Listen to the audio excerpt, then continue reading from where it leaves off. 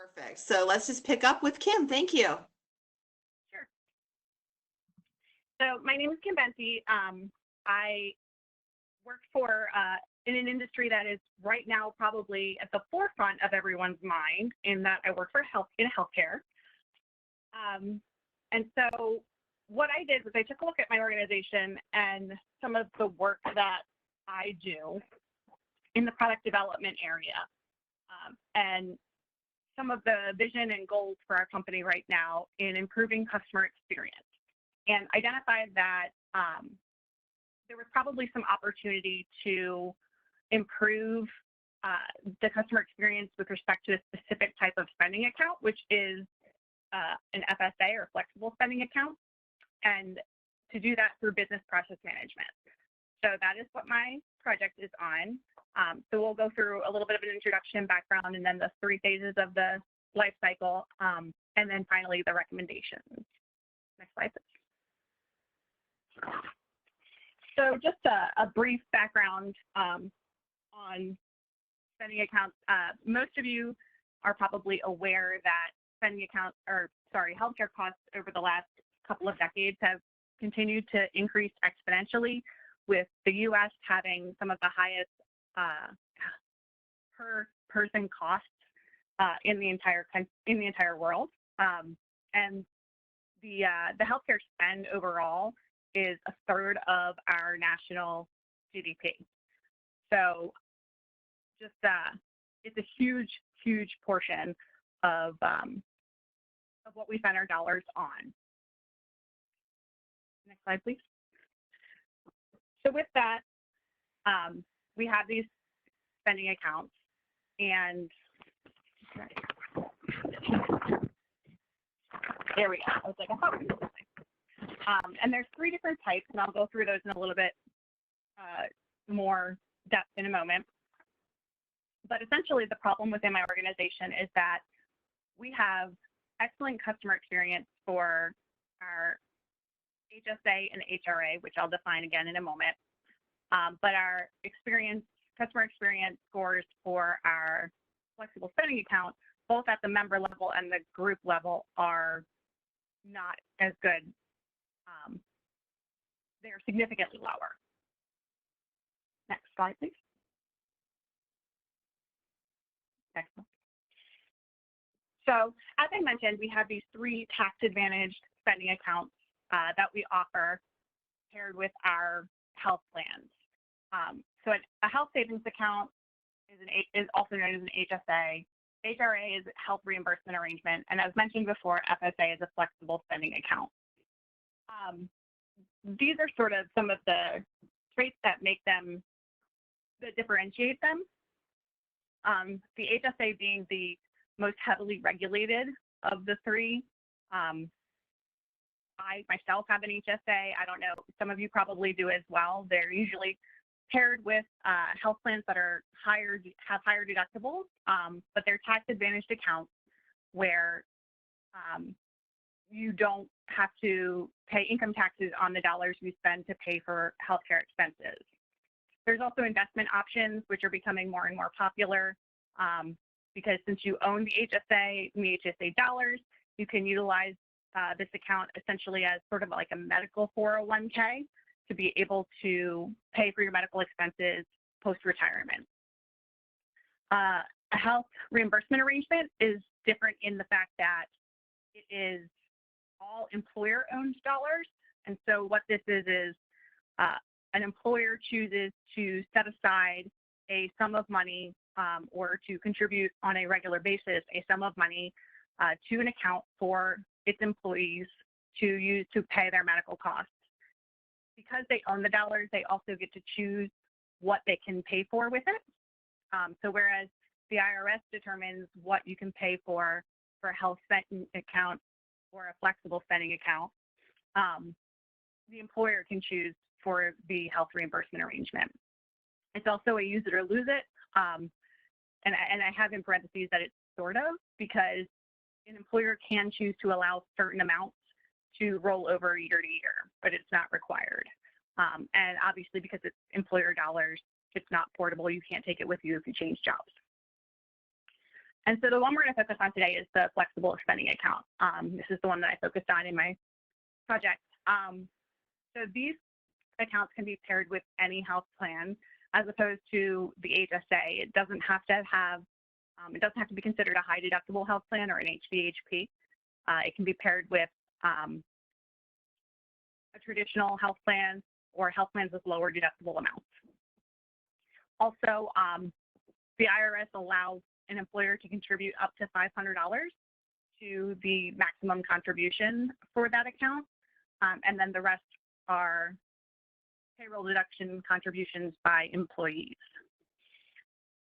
This is also use it or lose it, sort of, in the fact that the IRS also allows up to $500 to be carried forward year over year.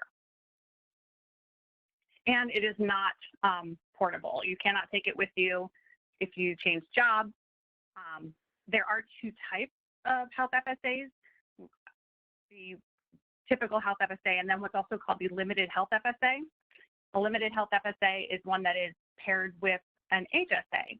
So the IRS says, yes, you can have both of these types of accounts at the same time, but you must first meet certain guidelines regarding your deductible amount that is used before you can spend any of your FSA dollars. You can only use your HSA dollars up until a certain point.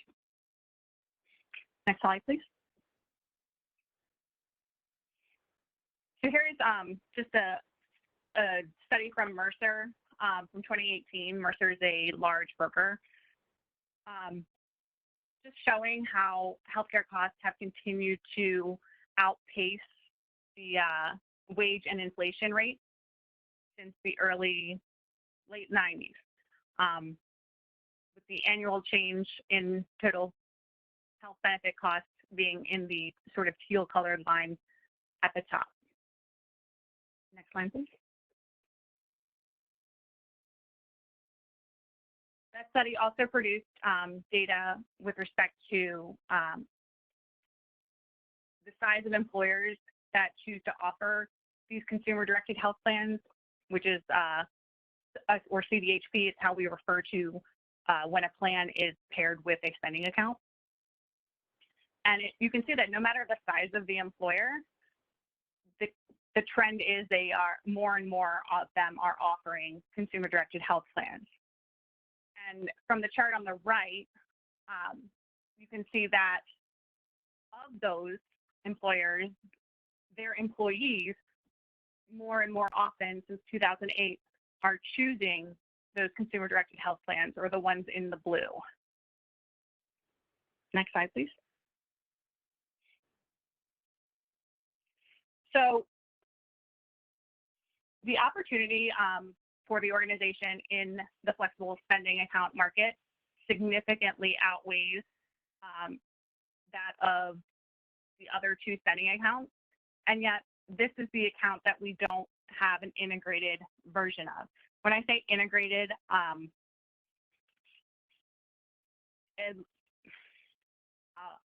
get to that in a second. Next slide, please. Okay, well, I'll go through integrated first. You can leave it on here, though. So when I say integrated, we offer two types of CDHPs, integrated versus compatible. An integrated one, it leverages a strategic partnership with a preferred administrator for spending accounts. It has several benefits, including data governance, more streamlined digital experience, some brand equity, and health plan oversight of the customer experience. A compatible product can have its advantages to an employer group. Compatible products allow that employer group to pair their health plan with any administrator for their spending account. This tends to be more beneficial for groups that either have large offerings of multiple carriers. So say a group like, let's say Towson University, for example, if they offered health benefit plans from CareFirst and Kaiser and Cigna, they might want to choose a compatible product that would allow them to have a single spending account administrator, no matter what benefit plan or health plan their members chose. It's also beneficial for groups that tend to be very financially concerned about their health plans to the point of they change carriers often based on best price. Okay, getting into the process discovery. I used 3 different methods to collect data on the current customer experience for this product for an FSA.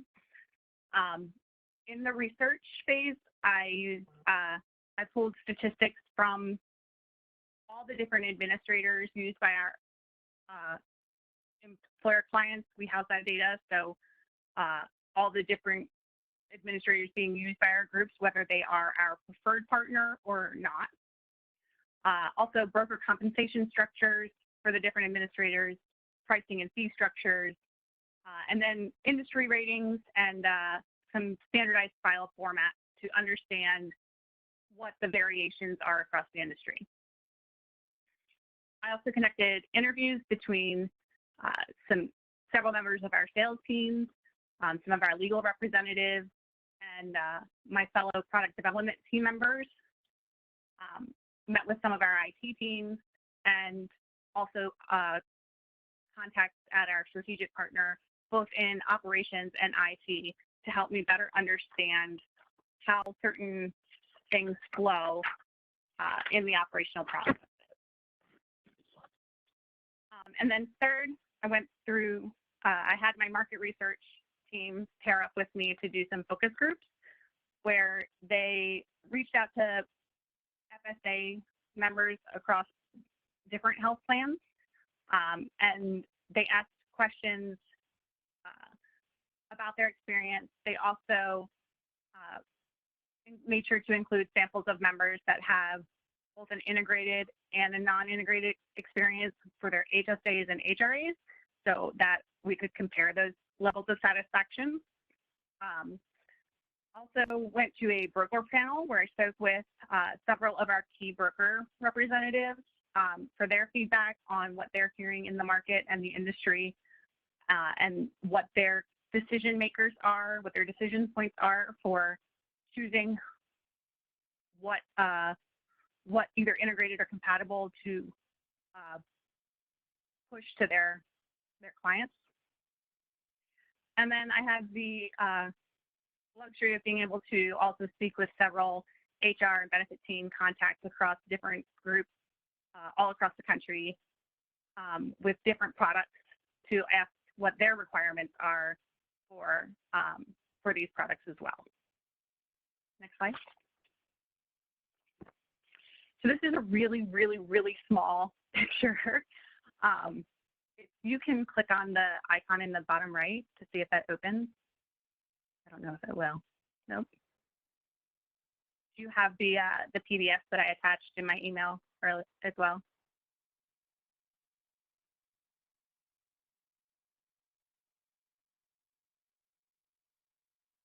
If you don't have them handy, it's okay. I can sort of talk through it a little bit. So you can see from this. Sorry, I downloaded. Let me open it. Okay.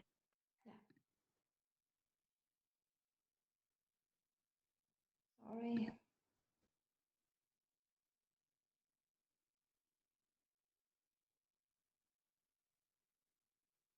You want this one or? Yes. Yeah. Can you make it a little bigger and hide the right-hand sidebar?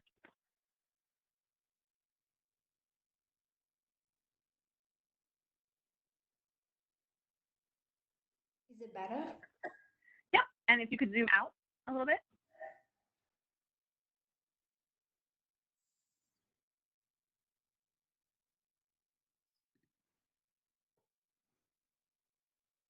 Just a little minus sign in the circle up top. No.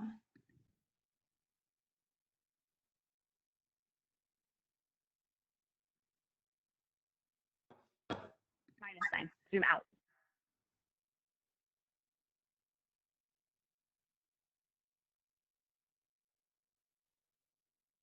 you see it? Is it better now?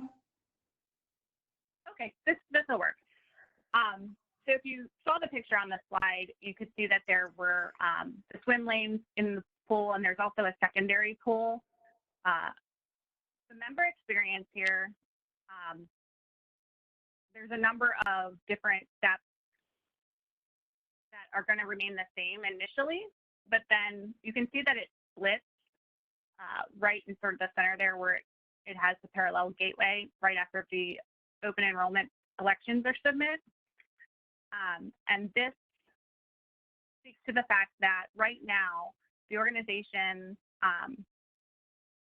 if a member does not have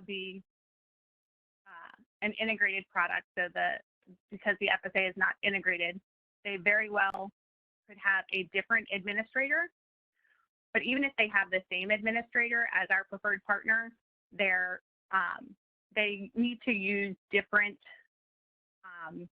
materials and different digital platforms to access and manage their accounts.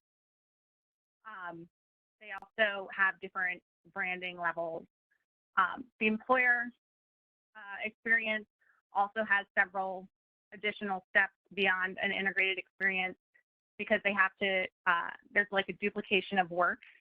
They have to send multiple files to different administrators. They have to pay bills for different places. And they have to consolidate tax information as well. Okay, you can go back to this slide.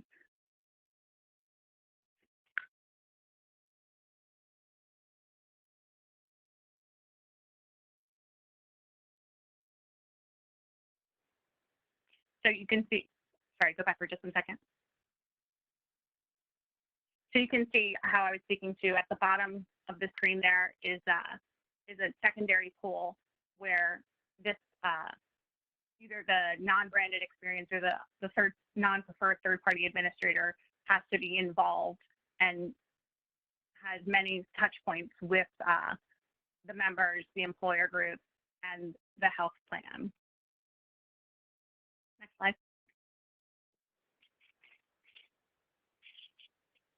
Next slide. So the high-level analysis from each of these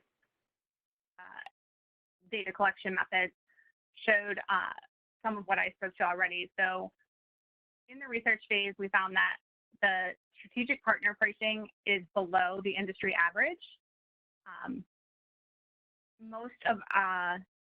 Most carriers offer broker compensation based on integrated spending accounts, not non-integrated ones. And those, with respect to the integrated accounts, it's on sales and account renewals. There are hundreds of third-party administrator options, and just a few of them are listed. A few of the more prominent ones are listed below there. Some of them you may or may not be familiar with or may have heard of. One that stands out is recently United Health Group did acquire Optum. So that is now a carrier that owns their spending account administrator. In the interviews, we identified that the FSA enrollment, current enrollment, claims payment, administration, and billing processes are external to the health plan, meaning that these are processes that are separate from those same processes used in the health plan for the integrated items. So, for example, with our integrated HSA, a group only has to send one enrollment file. They only pay one bill for both their health plan and their spending account. But with an FSA, separate. We as a health plan have to send claims files to many different administrators. This has a resource cost to it, not only in setting up, but also maintaining those file feeds and doing it with various different file formats.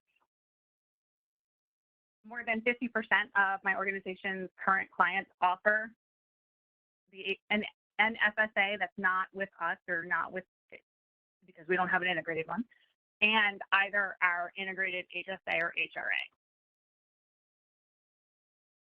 And then looking at the processes for the integrated products, they are able to support the integrated FSA with minimal investment.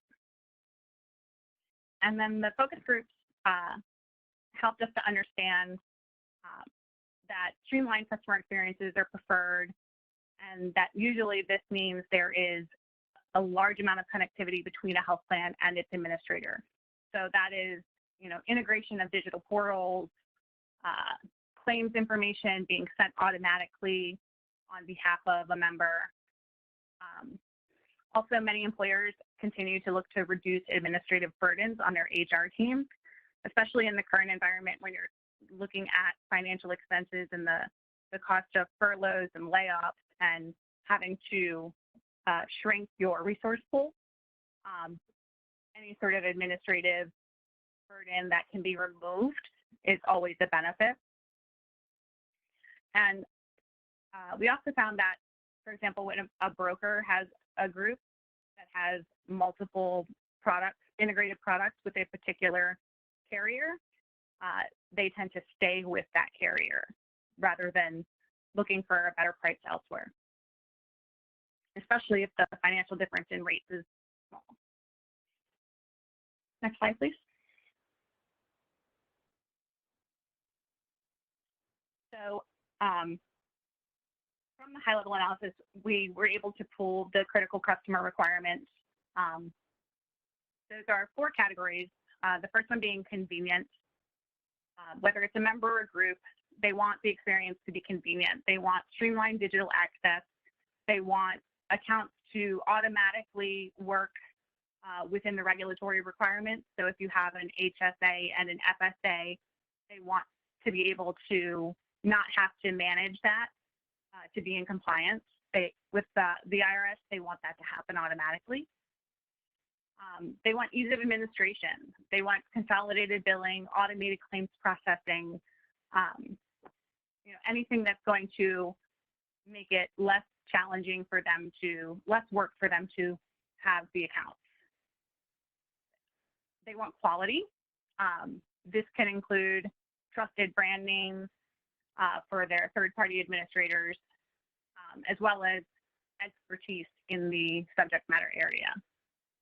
And they want stellar customer service.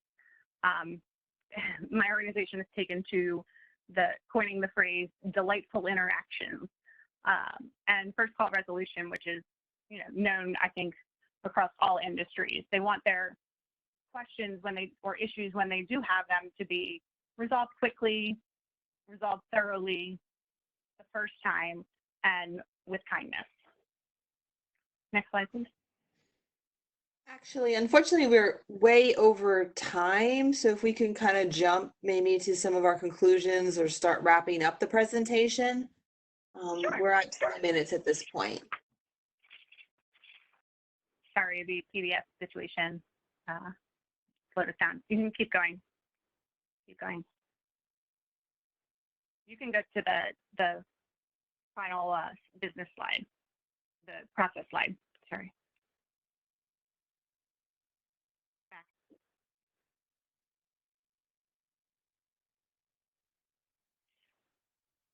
So essentially by having an integrated, offering an integrated product, it promises to streamline those experiences for the customers. It reduces the administrative burden by allowing consolidated billing, as with our other integrated products. There's decreased per member per month expenses and fees. That's because integrated products have that lower price point and the opportunity to be bundled for discounted pricing for multiple products. There's an increased likelihood of growth and retention for the carrier, and internal costs for the carrier, that resource costs for sending claims files to non-preferred TPAs are eliminated. That's it. Okay, great. Any questions for Kim?